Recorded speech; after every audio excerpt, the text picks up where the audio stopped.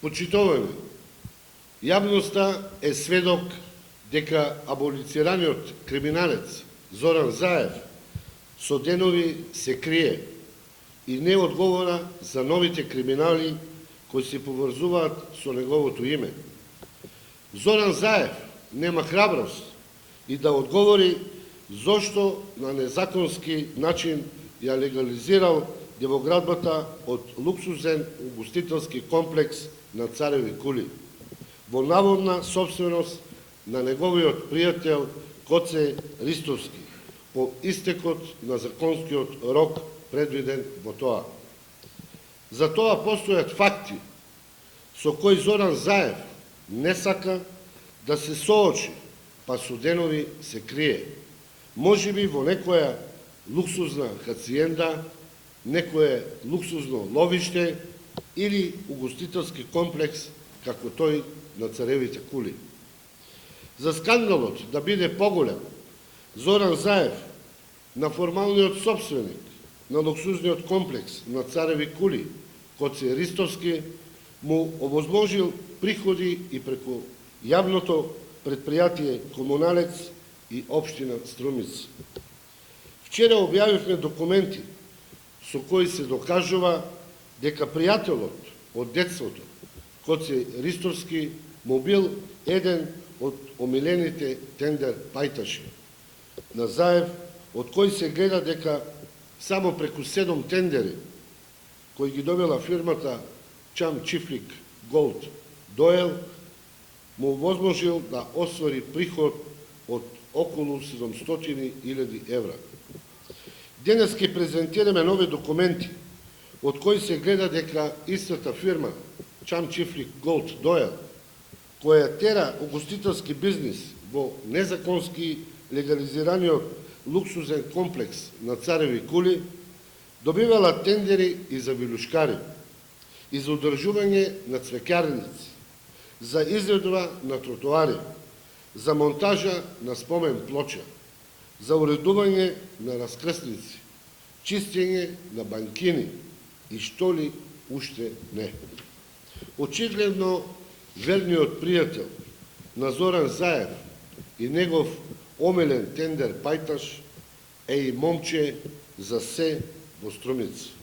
Погледнете ги само овие 20 јавни набавки, кои општина Струмица ги има склучено ни помалку, ни повеќе со фирмата Чам Чифлик Голд Доел Струмица. На 3.5.2010 година договор за одржување на цвеќарници во вредност од 200.600 денари. На 14.5.2010 година договор за изработка и монтажа на спомен плоча во Куклиш во износ од 60.534 денари. На 8.2.2011 година договор за одржување на цвеќарници во вредност од 175.000 денари. На 12.8.2011 година во еден ден склучени се 3 договори, и тоа за користење вилушкар, за обработка на ивици на плоштад и за набавка на столбови со вкупен износ од 1.033.742 денари. На 11.5.2011 година договор за изработка на постамент на споменик во износ од 349.627 денари. На 10.4.2012 година договор за одржување цвеќарници во износ од 349.000 денари 627. На 11.5.2012 година договор за поплочување на тротоар во износ од 843.179 денари. На 22.5.2012 година договор за чистење на банкини и сливници во износ од 349.575 денари. На 28.5.2012 година договор за санирање на споменици во износ од 349.870 денари. На 8.6.2012 година договор за уредување на раскрсница во износ од 235.575 денари. На 13.6.2012 година договор за поплочување на тротоар во износ од 1.250.800 денари. На 16.10.2012 година договор за уредување на тротоар во износ од 206.500 денари. На 17.10.2012 година утреден нов договор за реконструкција на дел од тротоар во износ од 230.100 денари. На 22.10.2012 година договор за уредување на тротоар во износ од 165.864 денари.